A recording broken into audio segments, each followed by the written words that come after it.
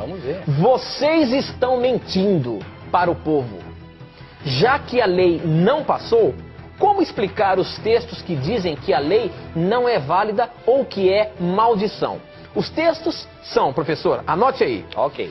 2 Coríntios 3, 6 a 11, Gálatas 4, 4, 5 e de 5 a 21, Gálatas 5, 2 e 3, é um monte, hein? 5, Romanos 2 e 3. 9, 31 e 32, Gálatas 3, 10 a 13 e 19. Ou melhor, e 19 a 25. Gálatas 3, de 10 a 13 e também de 19 a 25. Certo. Agora quero ver vocês, se vocês sabem mesmo, pois estes textos anulam a lei. Leiam todos e os explique. Quem mandou isso aí foi o Paulo, professor. Como é que fica isso aí? Foi o Paulo. Pois vamos ler, Paulo, todos os textos e ver se realmente a Bíblia está anulando a lei. Eu vou acompanhar na Bíblia também. Vamos acompanhar. Eu vou ler um texto primeiramente, Paulo, porque esse texto aqui, se você disser que nós estamos mentindo, você vai estar chamando Jesus de mentiroso, porque não somos nós quem dizemos que a lei é eterna. Quem diz é o próprio Cristo. Veja, por exemplo, que ele fala em Mateus 5, 17 e 18. Não pensem que vim abolir a lei ou os profetas. Não vim abolir, mas cumprir. Digo-lhes a verdade, enquanto existirem céus e terra, de forma alguma desaparecerá da lei a menor letra ou o menor traço, até que tudo se cumpra. Ora, esse texto é mais claro que o sol ao meio-dia.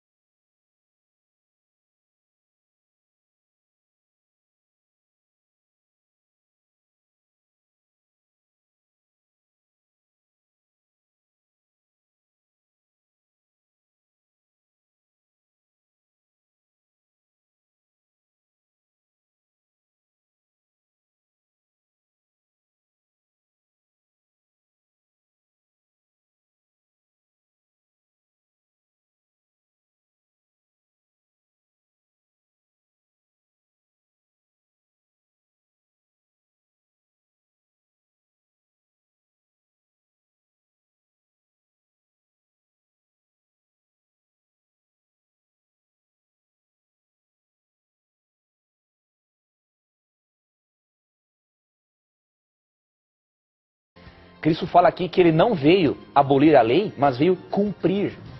A palavra cumprir, Paulo, no grego aqui é plerô. E significa completar, encher. O que Cristo está dizendo aqui é o seguinte: eu vim dar à lei o seu verdadeiro significado. Então, se você diz que nós estamos mentindo, na verdade você está chamando Cristo de mentiroso, e Cristo não é mentiroso, porque ele está falando que ele não veio abolir a lei, ele está falando que veio dar à lei o seu verdadeiro significado, de acordo com o texto grego mais fiel que existe. E no verso 18 ele fala que nenhum acento pode se tirar da lei sem que tudo se cumpra. Então, se não podemos tirar um acento da lei, então como é que vamos tirar da lei um mandamento inteiro? Então nós temos que analisar esses textos que você mencionou com base nesse texto e muitos outros que falam da eternidade da lei de Deus.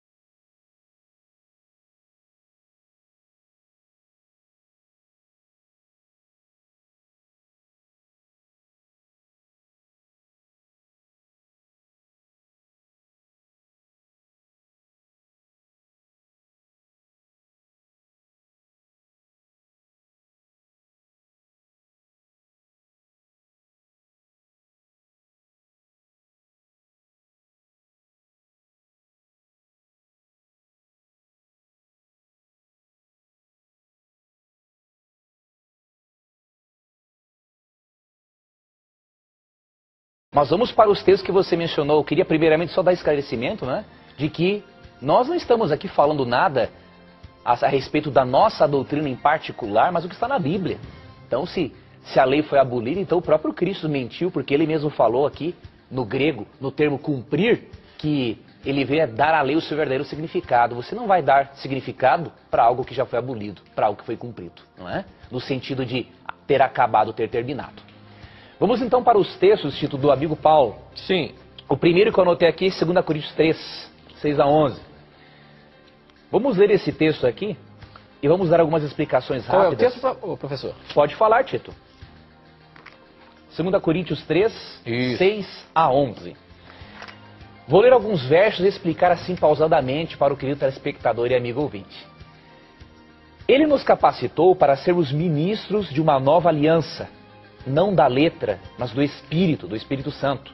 Pois a letra mata, mas o Espírito vivifica. Vamos explicar o verso 6 primeiro. Quando a Bíblia afirma que nós somos ministros de uma nova aliança, não da letra, mas do Espírito, a Bíblia aqui está ensinando que a obediência do cristão deve vir por intermédio do Espírito Santo e não simplesmente obedecer a algo pela letra da lei, porque se você viu o que está escrito e pensa assim, eu vou obedecer porque isso vai me trazer a salvação. É esse que o texto está dizendo. Nós estamos num novo concerto com Deus, em que nós não estamos fazendo como o povo de Israel, que queria ser salvo pelas obras. Nós somos salvos pela graça, a humanidade toda só teve um plano de salvação. Então Paulo fala aqui que na nova aliança nós não devemos viver como o povo de Israel, que vivia obedecendo a letra da lei, mas não o espírito da lei. Então Paulo está falando aqui de uma obediência que deve vir do coração por meio do Espírito Santo e não de uma norma estritamente escrita.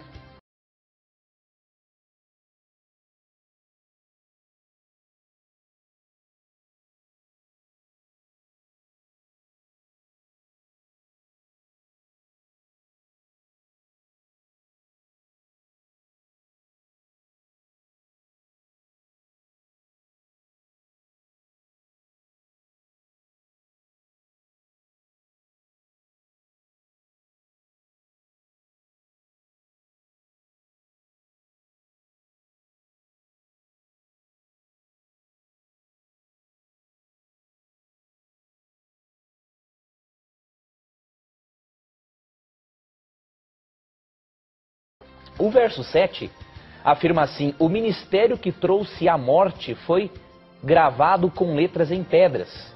Mas esse ministério veio com tal glória que os israelitas não podiam fixar os olhos na face de Moisés por causa do resplendor do seu rosto, ainda que desvanecesse. Não será o ministério do Espírito ainda muito mais glorioso? Ministério. Ministério não é a mesma coisa que lei? Ministério é uma coisa, lei é outra.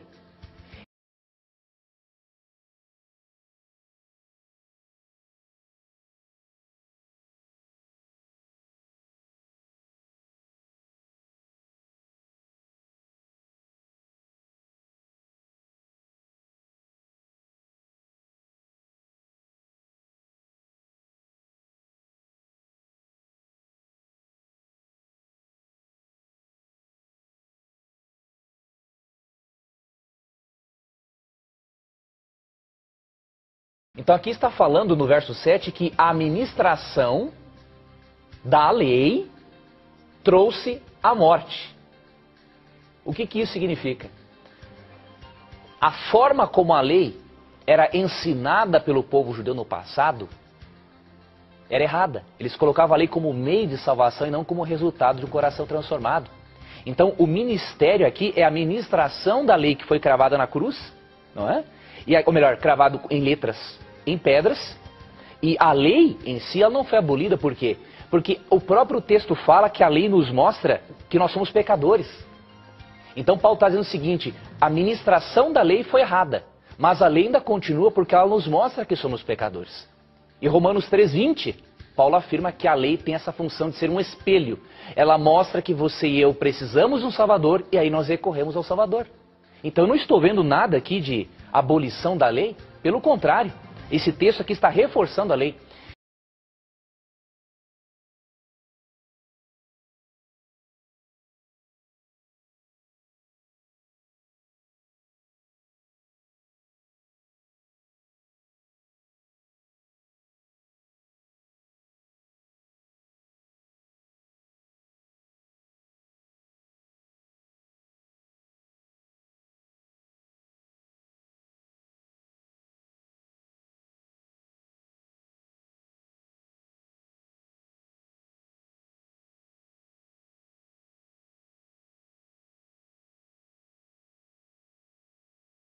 O que deve confundir alguns telespectadores é o fato de mencionar-se aqui nesse texto que estamos sobre um novo concerto.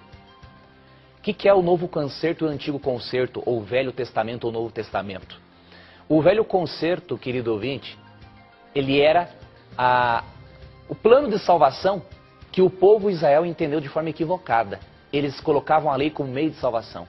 No novo acordo que Deus fez com a humanidade, Deus reexplicou o assunto e agora ele mostra que a lei não é o meio de salvação. O único meio de salvação é Cristo.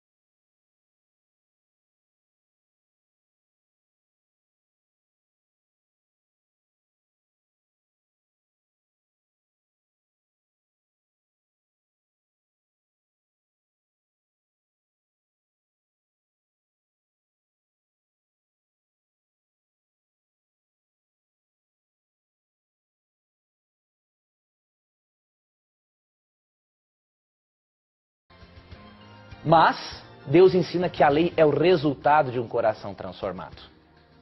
Então, o Paulo, que apresentou esse texto, 2 Coríntios 3, deveria também ler Hebreus 8:10, porque ali em Hebreus 8:10 afirma de forma clara que por estarmos no novo concerto, numa nova aliança de salvação, nós não temos a liberdade para sermos pecadeiros, para pecarmos ainda mais. E veja que essa teologia de que a lei foi abolida, isso é mais uma desgraça para o ser humano do que uma graça. Porque se eu posso viver do jeito que eu quero, sem obedecer um padrão moral de Deus, então, como é que fica a minha religião? Não é?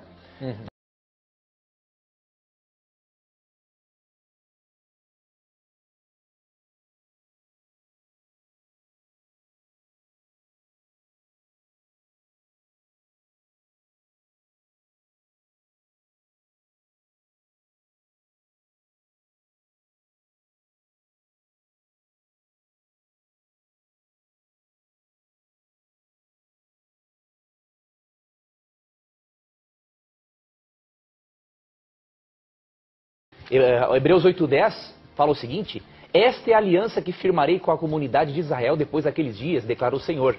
Porei minhas leis em sua mente e as escreverei em seu coração.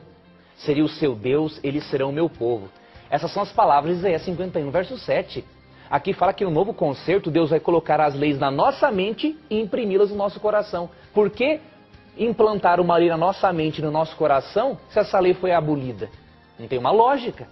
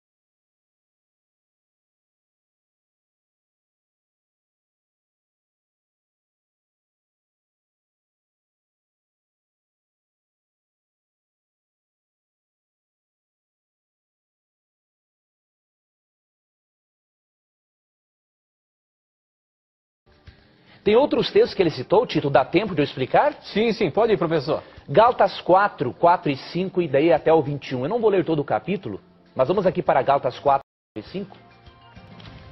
Gálatas 4, 4 e 5 afirma o seguinte: mas quando chegou a plenitude do tempo, Deus enviou seu Filho, nascido da mulher, nascido debaixo da lei, a fim de redimir os que estavam sobre a lei, para que recebêssemos a adoção de filhos. Aqui diz que Cristo nos redimiu e nós não estamos mais debaixo da lei. O que significa a expressão não estar debaixo da lei? Alguns entendem que significa não estar na obrigação de obedecer a Deus. Se isso fosse verdade, então ninguém é obrigado mais a obedecer ao mandamento não adulterarás, ao mandamento não matarás, ao mandamento não furtarás.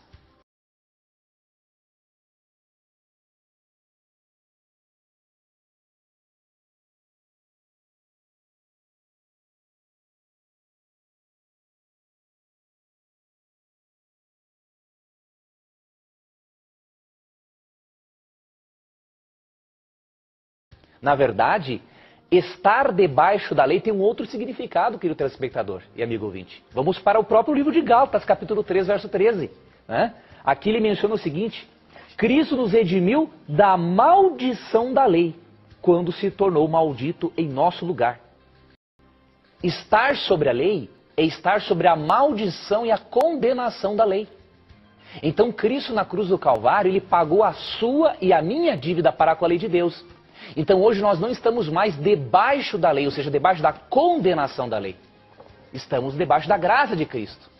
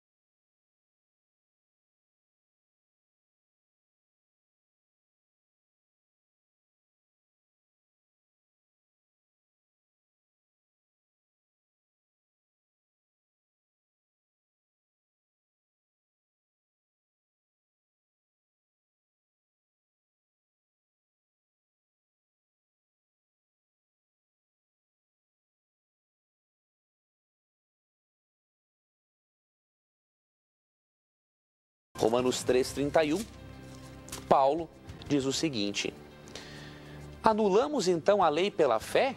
De maneira nenhuma. Ao contrário, confirmamos a lei.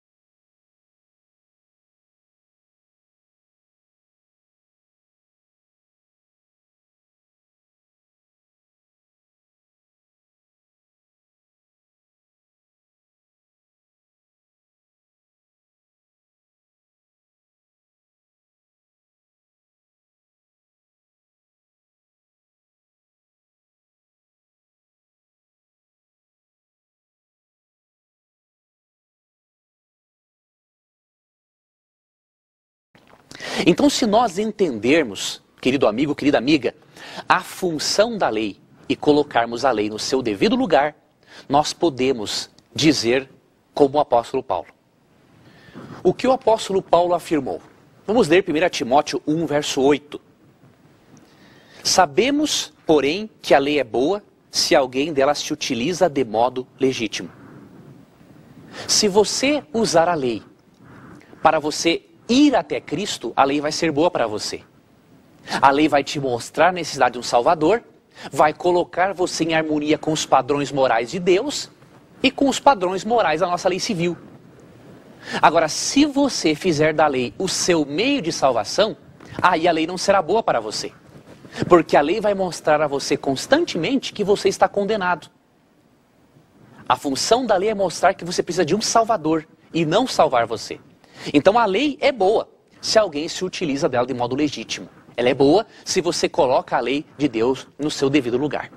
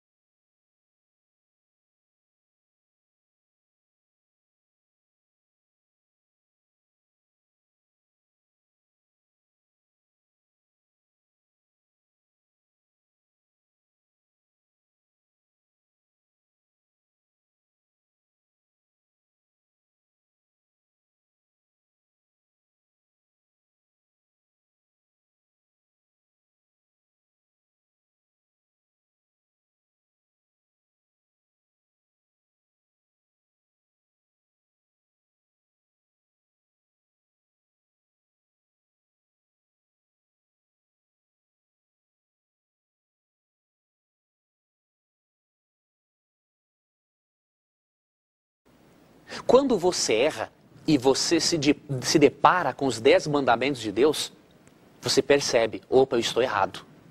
Eu cometi um erro, você compara a sua vida com os 10 mandamentos, eu estou errado.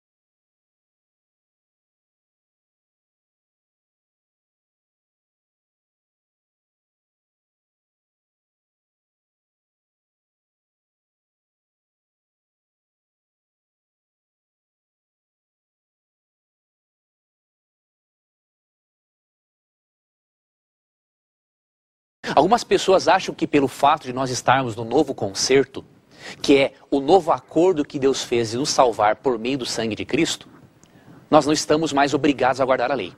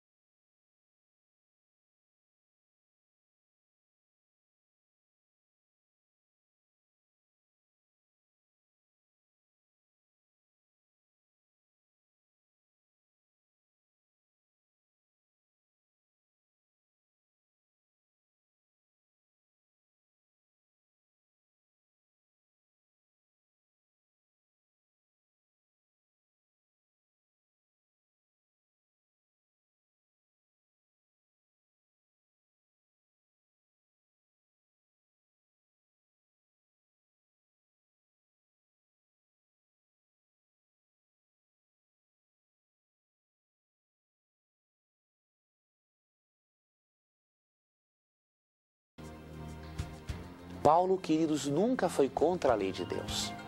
Ele era contra o colocar a lei de Deus no seu lugar errado. Colocar a lei como um meio de salvação, ao invés de ser o resultado da atuação do Espírito Santo para nos colocar a cada dia mais em harmonia com os princípios de Deus. Então, longe de abolir a lei, está reforçando a importância da palavra de Deus e dos 10 mandamentos contidos nesta palavra.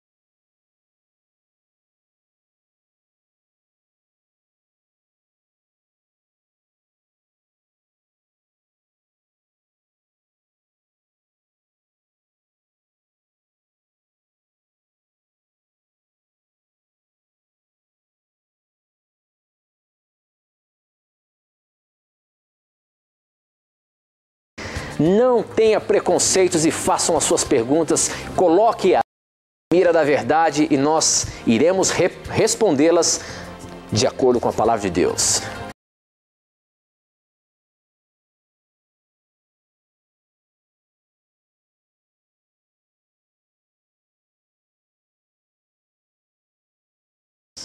E nunca se esqueça, sempre que você tiver a coragem de perguntar, a Bíblia terá coragem de lhe responder.